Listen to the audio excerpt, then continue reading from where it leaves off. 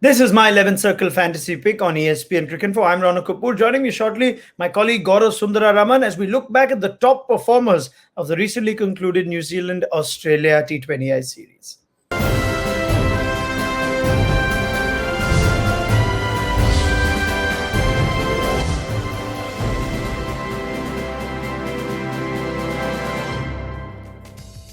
Right, let's have a look at New Zealand's top performers first up, and I'll get Gaurav's thoughts, and let's see what we learn from fantasy through this T20I series. Martin Guptill, Devon Conway among the runs, GS, and Ish Sodhi among the wickets. They were New Zealand's top performers, and interesting what we've seen, but nothing new really. Top order batter and a leg spinner in T20 cricket giving you points.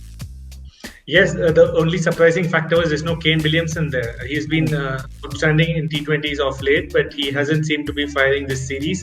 We kind of backed him in most of the fantasy games, but it didn't work out. But Martin Guptill did really well.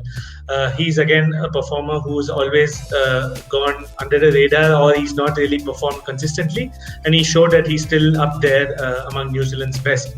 And you're spot on about wrist spinners, Raunak. All T20s, this is the trend, right? Just have a wrist spinner and get the wickets. And you had Santner actually doing a great job of providing the control for New Zealand, and Sodhi was getting the wicket. So they make a very, very good partnership.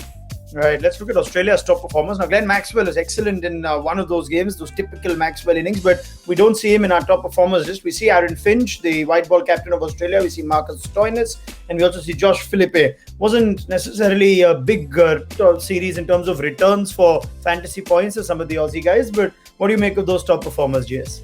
I think Finch is the big name there. He had a shocker of a BBL and then came in first two T20Is. He didn't do so well, and then started playing very, very well for Australia. That augurs well with the World T20 coming up, and he not even having an IPL contract this time.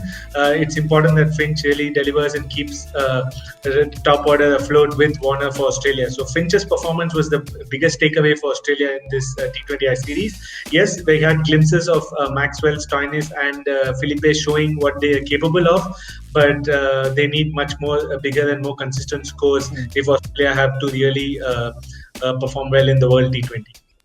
I tell you what, before that World T20 or the T20 World Cup, we have an IPL coming up. So let's have a look at our IPL player watch and a couple of high ticket players or high price players that featured in this series. We know the likes of Riley Meredith as well as Jai Richardson were both picked up by Punjab Kings for good money. And you've also got Kyle Jameson, who ended that rather fancy 15 crore by RCB. Now, it wasn't the best of returns for Kyle Jameson, Richardson and Meredith with 4 wickets apiece. But just thoughts on how they went in this series ahead of the IPL. Any tips for our fantasy players, GS?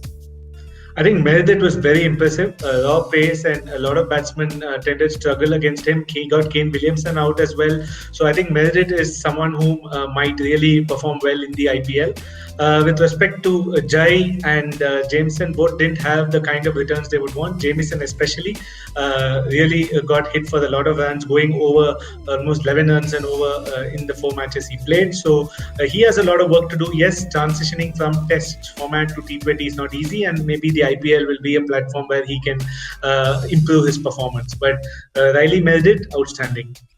All right, GS, thank you very much for that. That wraps up this special episode of my 11th Circle Fantasy Pick on ESPN Cricinfo, where we look back at the top performers of the Australia-New Zealand series and also keep an eye out on some of those players that will be featuring in the upcoming IPL.